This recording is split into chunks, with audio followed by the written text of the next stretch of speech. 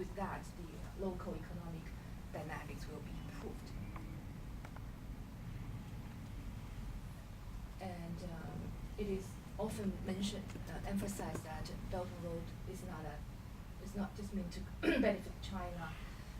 Any initiative to succeed, the important thing is to benefit everyone involved.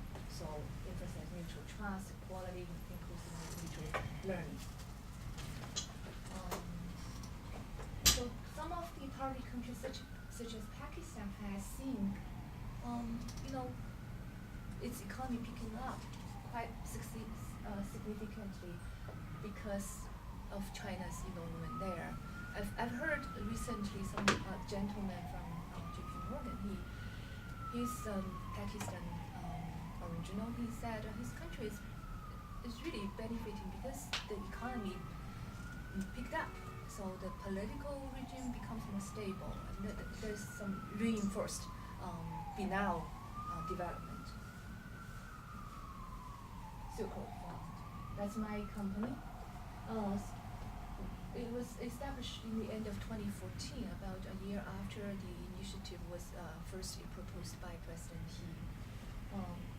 Our mandate is to be the major medium to long-term investment platform, helping to implement the initiative. So that's our primary goal. The size of the capital, the funding size, when it was first announced to be established, the funding was $40 billion to be injected by Chinese government. And in May 2017, during this BRI International Forum, another 100 billion RMB was announced to be injected to us. So we have this much money to invest. A few dollars. 55 billion. It may sound like a lot of money, but compared to the massive sizes of infrastructure, not to mention other areas, it's not a big deal. It's just the cushion part. It's just to create the starting point. The shareholding structure currently, we have only 4 state owners. The largest one is the foreign exchange, and then China Investment Corporation, which is the Sovereign Wealth Fund, and then China Exim Bank and China Development Bank. These 2 banks are the policy banks. So we invest in primarily 4 large sectors: infrastructure, as I put it down, transportation, communication, telecoms falling into this. And resource development, that means petrol, gas, mineral, metal. Industrial corporation is a large basket, basically a lot of things.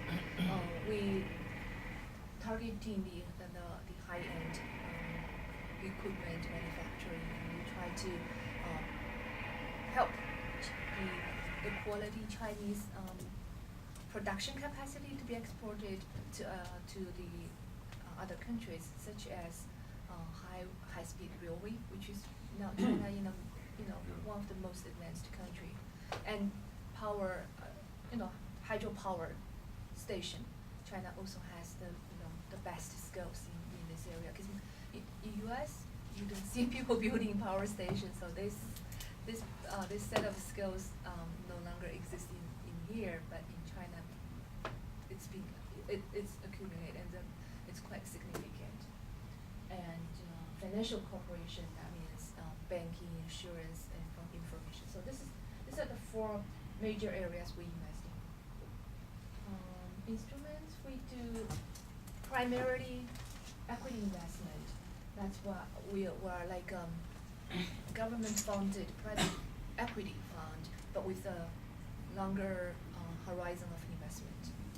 So equity and debt, we can also lend money, because oftentimes the infrastructure projects need only the cushion, the equity money, also a large amount of loans to be lent to them. So we often come into the project with a combination of equity and debt, and we also invest in selected funds that will help.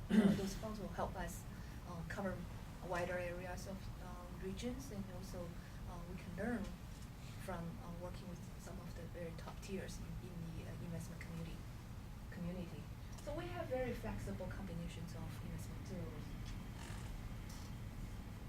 Next, I will give you a few examples of our investments, just to have a feel how we make investment. This Carrot hydropower project in Pakistan is one of the earliest projects we announced after the fund has been established. The project will come in as both an equity investor and a lender.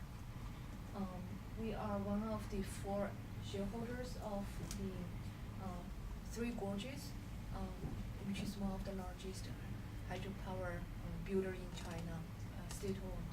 So there are other investors such as IFC. IFC has been quite active in the emerging markets and especially in the infrastructure area. So the project has been received very well because it lied with Pakistan's 10-year development plan, the benefit of company, because Pakistan has been great shortage of power. That creates a bottleneck for its economy.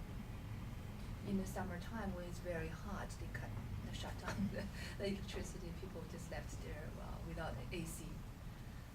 And because hydropower is clean energy, it's not coal-fired, so it complies with the environmental protection requirement that IFC has set up very high standard, and we are expecting a reasonable return on our investment. And also in this project, Three Gorges really adopted its own hydropower design, engineer, and equipment standards. Next, I wanted to mention is a project we closed in Dubai. This is a clean coal power project in UAE, the first one.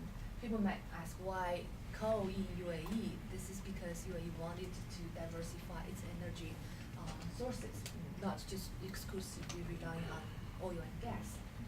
This has been a very successful transaction, received a number of awards, Middle East, Africa power deal.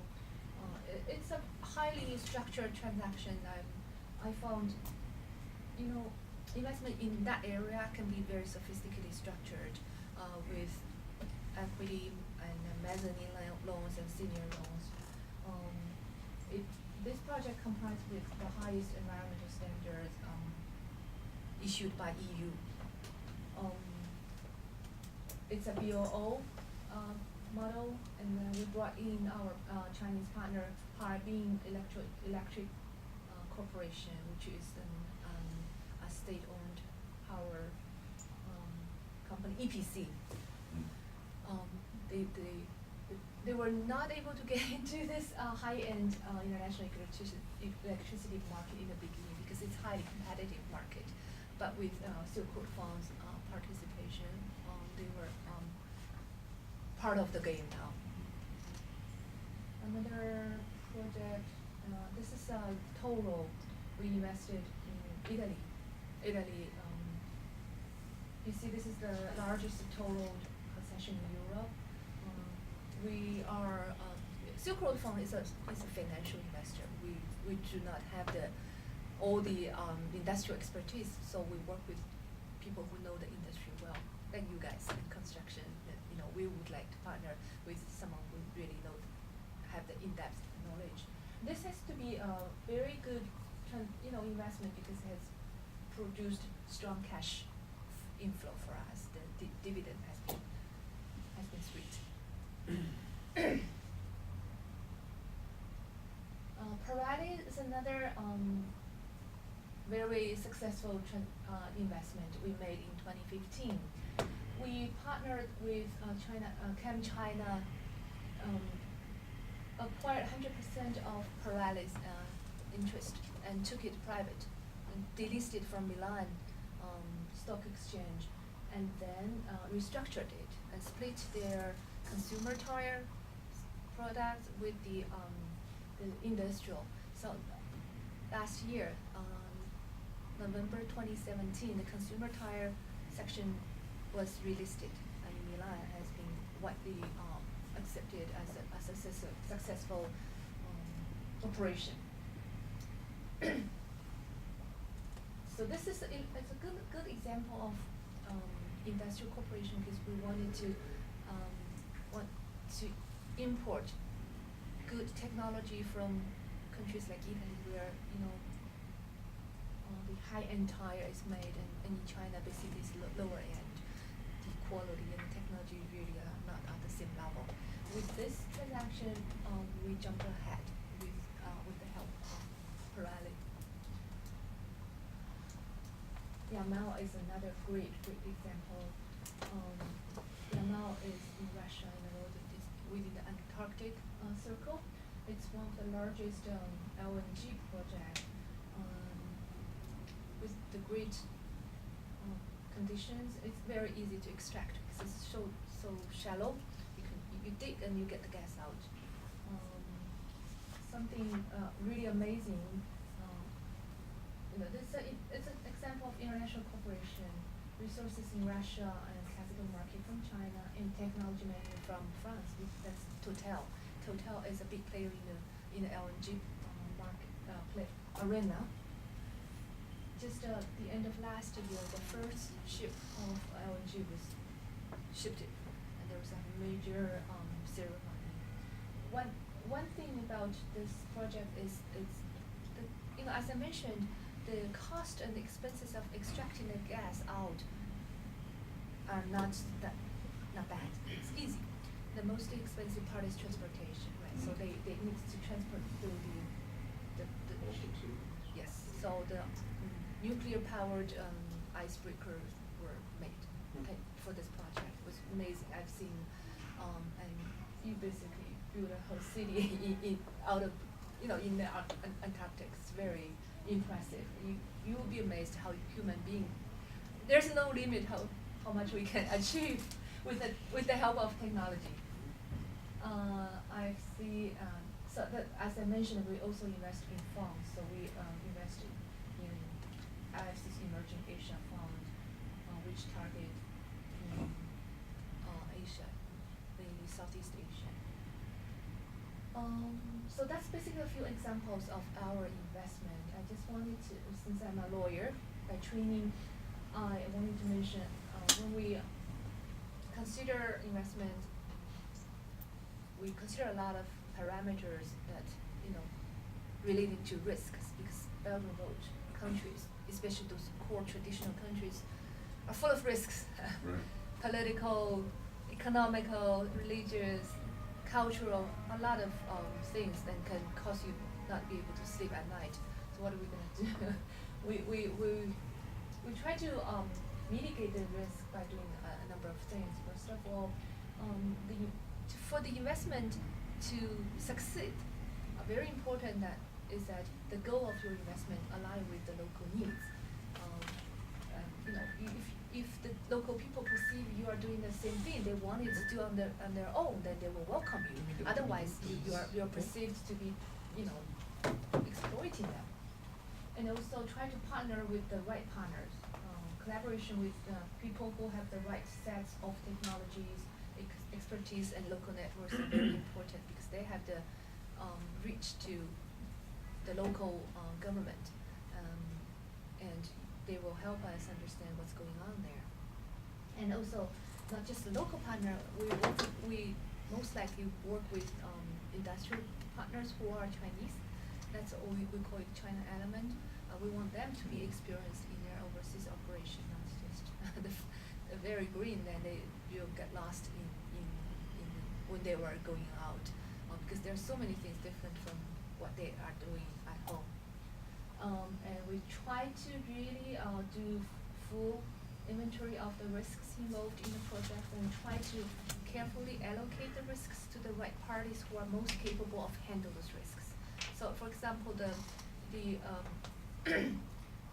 EPC are the person or the party most able to handle the construction, make it complete on time, because oftentimes prolonged construction is the number one risks associated with in the infrastructure project. So we try to make them responsible, and then with for example, fuel, when you need power and you need coal, and then make sure the suppliers are responsible for the risk associated with that. So do thorough due diligence and full risk inventory and allocation the risk in the right way. Also, we need to come up with innovative deal structure, which is corresponding to the risk allocation. As I mentioned, the Dubai, the clean coal project, we think it was very cleverly designed because we had equity, mezzanine, and everything is structured so that people are incentivized to do the right thing. Yes, otherwise you'll be penalized for not performing what you're supposed to do. And documentation, as a lawyer, I always emphasize documentation is very important. I often get the question, in those countries so backward, what do you expect? They will not look at your document. So my response is usually, you are prepared to go to arbitration or tribunal in London or somewhere else, and there the documentation matters a lot. Even though you may not get monetary damage, but the reputation is very important. So, and we try to monitor local political, legal, and regulatory trends very closely. A lot of things are happening every day in this country, in this great country. The president is generating a lot of interest from the lawyers. Many new laws are being put there and causing us to lose some sleep. I hope I didn't exceed 10 minutes that much. Okay, thank you so much. When I look at this, correct me if I'm wrong, when I look at the Silver Fund, it's more of a government PE fund. Yes. Now, you have talked extensively, when I think about investments in general, there are investment objectives and there are also risk objectives. You've clearly laid out how you mitigate risk very clearly. When I look at the investment objective, what's the typical return requirement, if any, and sort of what's the duration of these type of projects you guys are looking to require return, if any, and also duration, you guys, taking these investments? Duration first. We are mid to long term, so we stay in the deal longer, not just 2 or 3 years. We can be as long as 20 years. But of course, we try to structure some exit options there, and we need some guarantee from the relevant parties that by staying so long, we are reasonably rewarded, and the risks are reasonably covered. Now come to the investment return part. Unfortunately, I cannot give you a number. I see a lot of reasonable return. Yeah. Because we really have to assess the nature of the investment. Sometimes it's strategically important to do it. We would like to. We can accept lower return.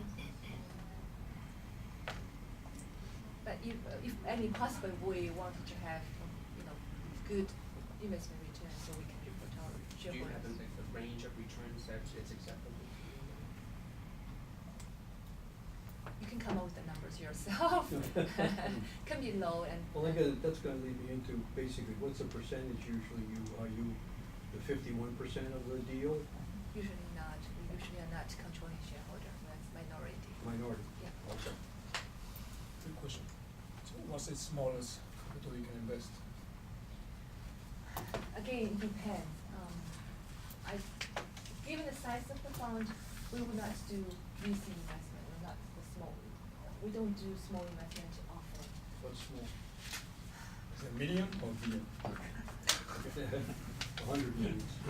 Yeah, 100 million is probably like the most numbers, but in some of the countries which is by itself a small economy, the numbers can be significantly lower than 100 million. I would like to do 100 million deals more than the same amount of work. For us, we don't have enough manpower, but we do see in some of the smaller economies, they just don't have that many $1 billion or $100 million investment available. Because probably that's like a longer answer, but just curious about the process. Mhm. How's the process go? You want to invest? Do you acquire the investment project, or the project comes to you? And how does the process like? And how does it? What's the direction of the process? The From projects come beginning to approval. yeah, come to us through all kinds of ways. We reach out people, and that we get the deal ourselves, and also it is very possible it's brought to us by investment bankers, by lawyers, by government officials, by existing partners who have worked with. So it's by The timeline is like years to research, feasibility. because we are financial investors, I would say typically we are not the party, at least now not the party originating the investment. So it's usually someone has done quite amount of work already and present it to us. Say we come here because we need more capital, or we need stronger brand. Partnership. Yes, so we go into the consortium, we are co-investors with them. And internally, we have our own investment approval process, including, the initial screening of the transaction by the investment team, and then we have investment committee which will do the preliminary review, and then you get green light to go ahead and hire external advisors to move the transaction forward, and then we have the final investment credit approval. So the timeline can really, I'd say, can produce some of the deals. It took 2 years, but it could be also half year. Yeah. Excuse me. In the United States, and it's not that long. I mean, I know in Italy they've had it for a while, but in the United States, we're starting to see more infrastructure projects being what they call the public-private partnerships, P3. Example, LaGuardia Airport,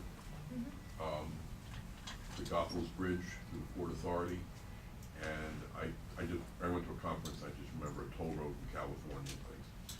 Is that something that does that, Yeah. you would be on the team, you would be interested in being a team for that? Yeah, absolutely. I think PPP has become prevalent Yeah. model for infrastructure Yeah. development. Right.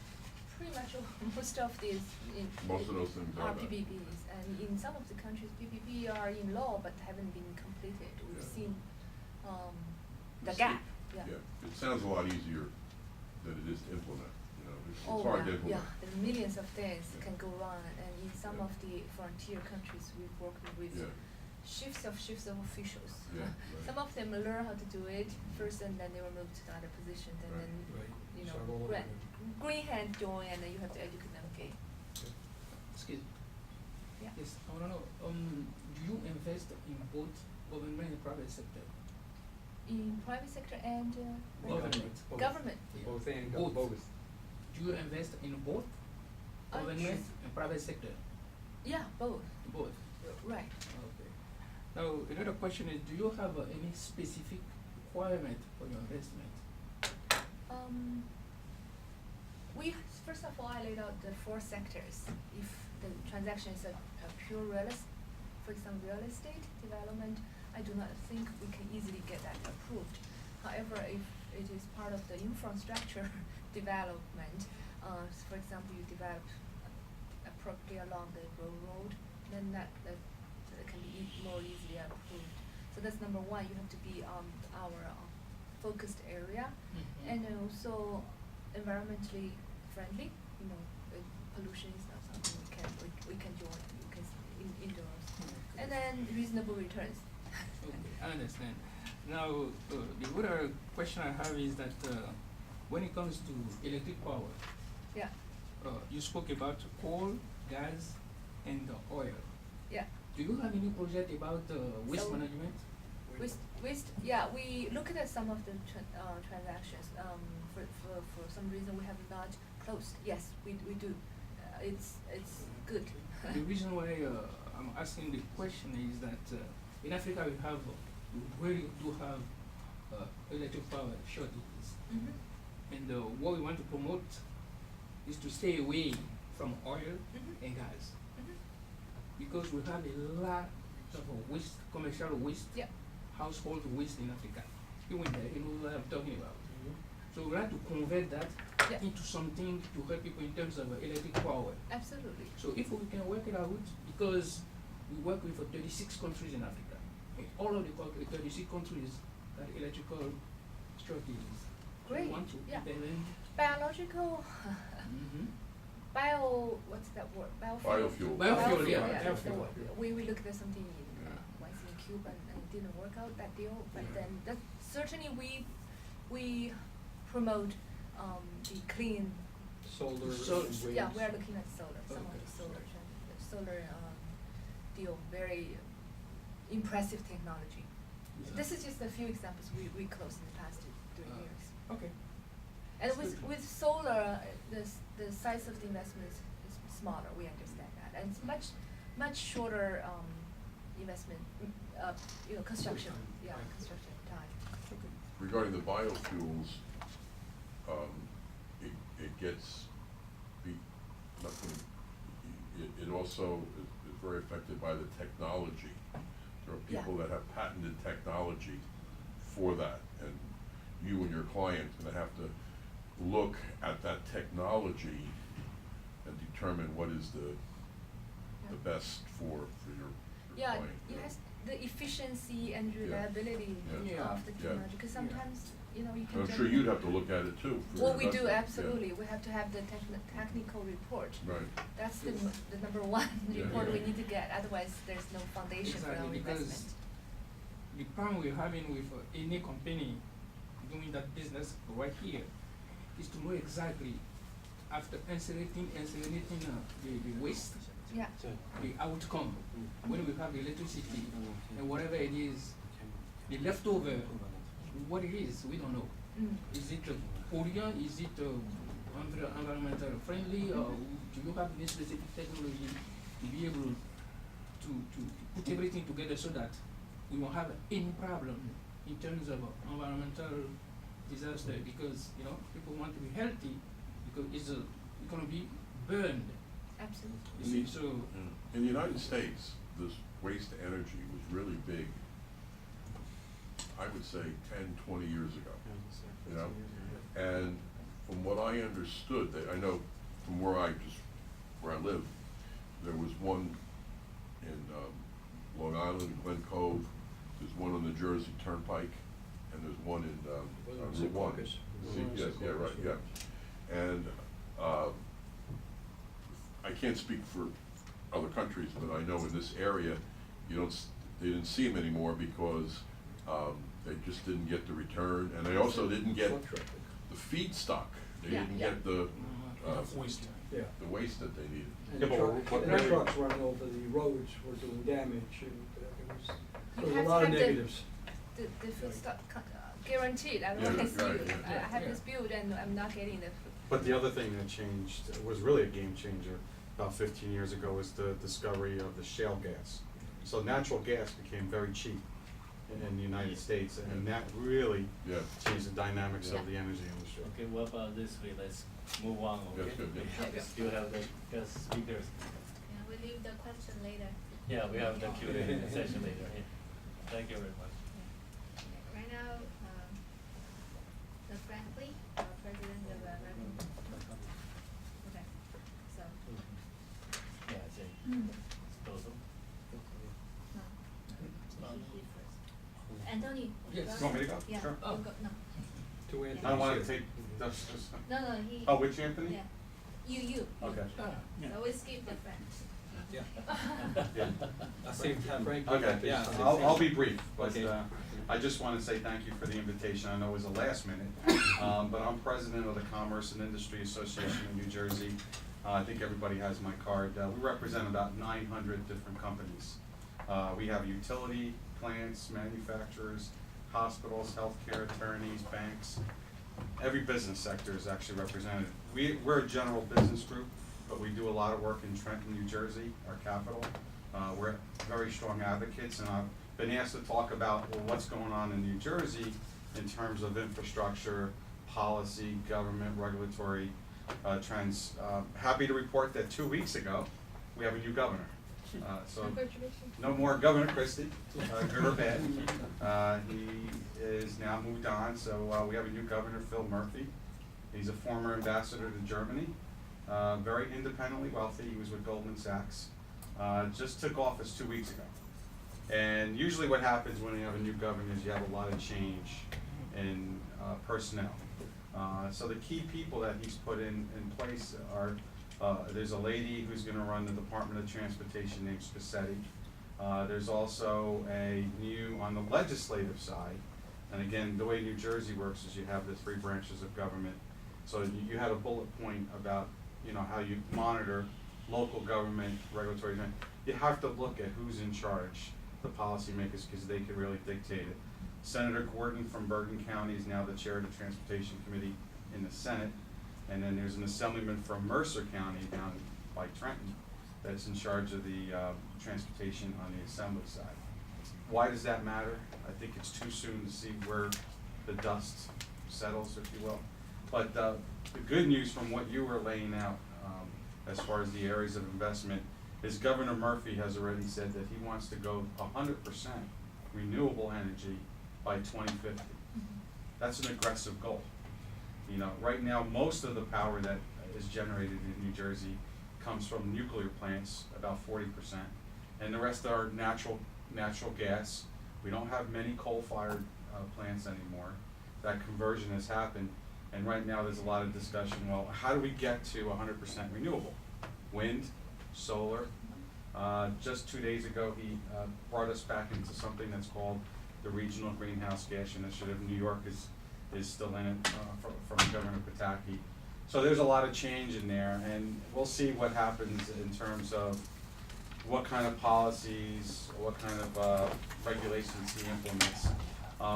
The other thing I wanted to mention is back in November of 2016, New Jersey did something it didn't do since 1988, and that was to raise the gasoline tax on motorists. So just think about it. It's been a long time, but right now the gasoline tax is such that it's supposed to bring in no less than $2 billion a year. That same year, in November 2016, the voters in New Jersey voted to dedicate all that money to transportation projects. So that's good from an investment perspective, because one of the fears is that whenever you have a new change in government, are they gonna take it from this pot and pay this pot here? No, that money has to be dedicated and spent every year. And by the way, if they don't raise the $2 billion in gasoline tax, written into the law is an opportunity to raise the gasoline tax again. But also in New Jersey, we like to do what we call bond, float bonds out there. And right now, it gives us the authority to float up to $20 billion in new bonds without voter approval. And that's certainty, right? When you think about from a strategy of where do you want to invest. That's the roads, bridges, infrastructure. And then I talked about on the power side. Another big issue in Trenton right now is the upgrade of our infrastructure on water supply and sewer. So it's interesting, when I heard your presentation, it seems like a lot of the things that you laid out there, in New Jersey at least, there's a tendency to go in that direction, to start doing those projects. Now, a lot of the details have to be worked out, and there'll probably be new laws, new regulations. Then the final thing is last week, we heard from the Port Authority chairman, and you've probably seen it in the news. One of the big issues is the Gateway Tunnel. New York and New Jersey are working together to try to get federal money. I'm not sure if President Trump is gonna fund it, yet to be seen, but you talk about public-private partnership. I can tell you that a lot of our businesses would really support those type of initiatives because they see that the Gateway Tunnel is important. We raised the Bayonne Bridge to bring in bigger ships.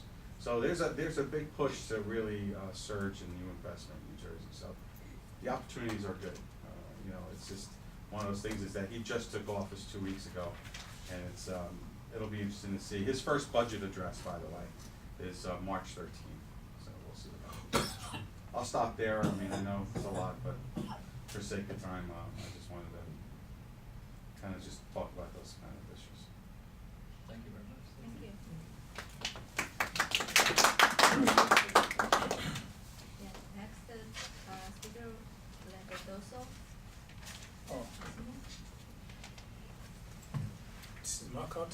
everybody. I don't have the slides. I just wanna. I'm a project manager for the Newark CDC, which is this my card. Newark CDC is an entity of the city of Newark. It's a catalyst for development and growth.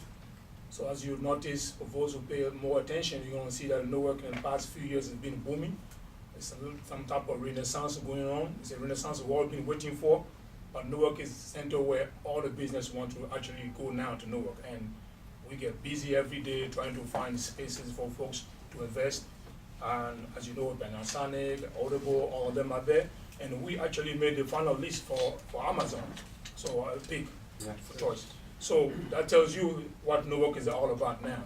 We have one of the third largest seaport that actually have almost like 300,000 folks that work there, and one of the best international airport, and the location is good. And we've been talking with the Silk Road for a while about having a distribution center in Newark.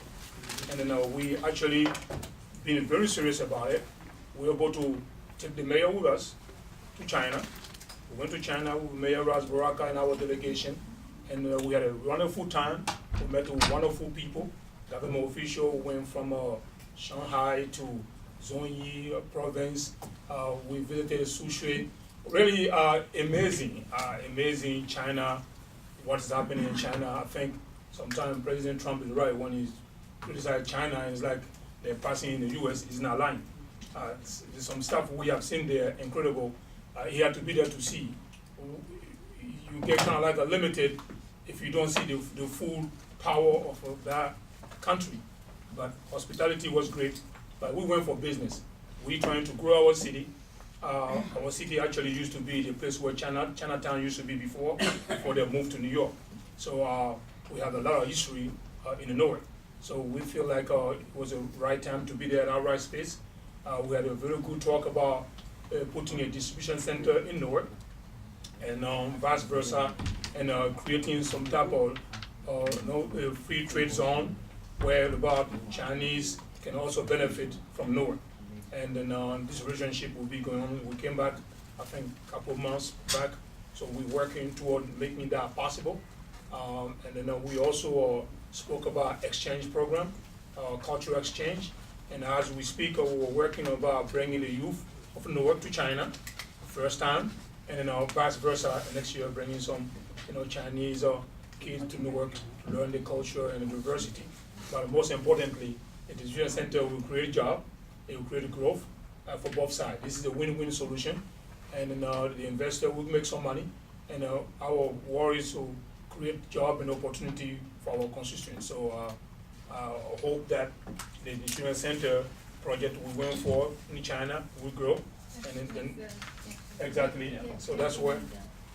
And then actually we visited a lot of the e-commerce zone, which we visited in the Zhongyi, and incredible. And the mayor was excited, the entire delegation is excited, and then we are actually going through the theory and kind of like moving on the ground. We have already located a space for this center in the north. It's going to be the Lancy Street, so enough space for it.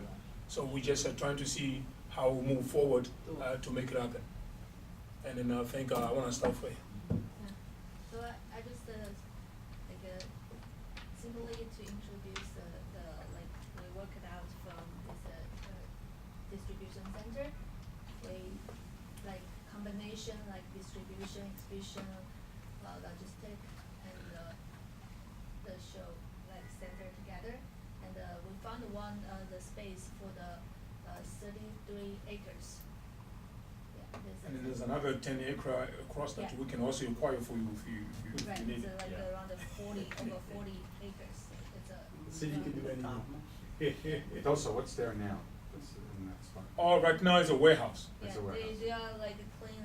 It's a warehouse, and then yes. Yeah. So And 1 second, this is in the industrial zone. As you know, the eastward where the seaport is, it's a perfect location. As you know, there's a path extension, so that is a perfect location for it. Not far from the airport, go to the seaport. Now you have the path going around, so it's incredible.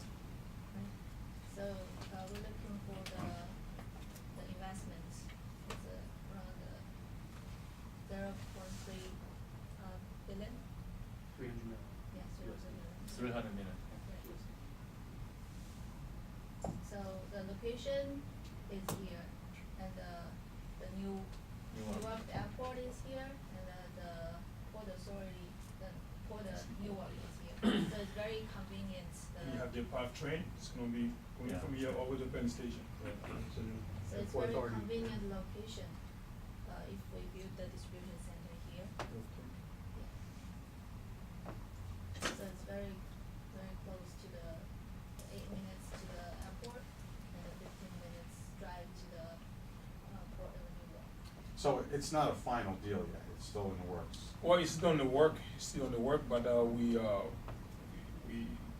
basically, we went to China, it was about forging the trust and then putting the foundation for this relationship and whatever incentive the city can give to facilitate. So we went with the mayor, actually. We were able to convince the mayor to come with us, and then which he did, and then we signed all the good agreement that we could, and I actually established a sister city relation with the Zonyi and the Sushi province to facilitate overall, transaction and everything. So the Guizhou province, right? Yes. So basically, we are waiting for the Silk Road to make the next move, and then When I get to my end, we're gonna speak about something like this. Okay. Yeah. Before we just like drafted design, logistics center, and distribution center, convention, exhibition, and some office area, and exhibition, like, before our designs like this. And we have some calculates for each exhibition. Like how much will it cost and what's the return will be if like rent out, stuff like that. This is scratch that.